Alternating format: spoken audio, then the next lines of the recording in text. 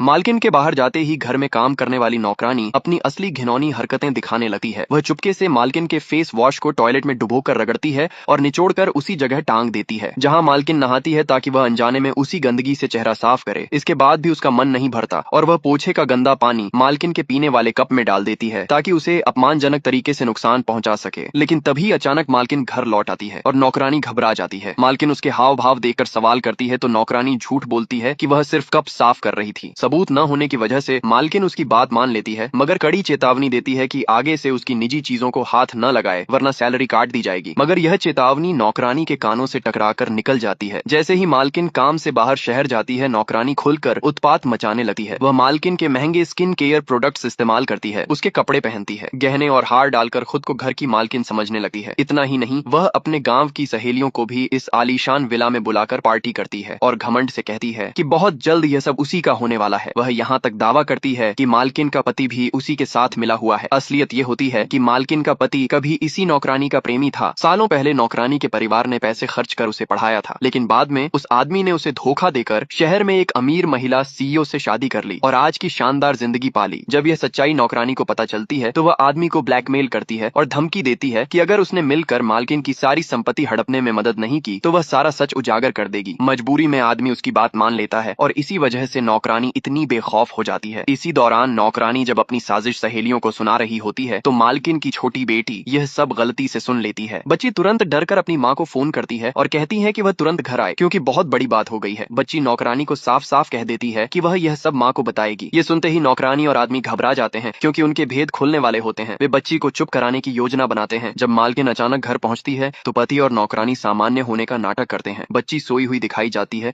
और कहा जाता है कि वह थक गई थी। बाद में बच्ची अपने पिता को सब बताने की कोशिश करती है कि नौकरानी ने माँ के कपड़े पहने थे और घर अपना बताने लगी थी, लेकिन पिता उसे झूठा सपना बताकर बहला देता है और डराता है कि अगर उसने माँ को बताया तो माँ उसे झूठी समझेगी। साथ ही वह उसे तोहफों और घुमाने के लालच देकर चुप करा देता है। बच्ची मासूम होती है और पिता की बातों में आ जाती है। उधर नौकरानी अंदर ही अंदर खुश होती है कि सब कुछ उसके हिसाब से चल रहा है, लेकिन कहानी यही नहीं रुकती क्योंकि मालकिन के घर लौट आने से खेल बिगड़ने वाला होता है और नौकरानी की साजिश धीरे धीरे सामने आने के करीब पहुंच चुकी होती है।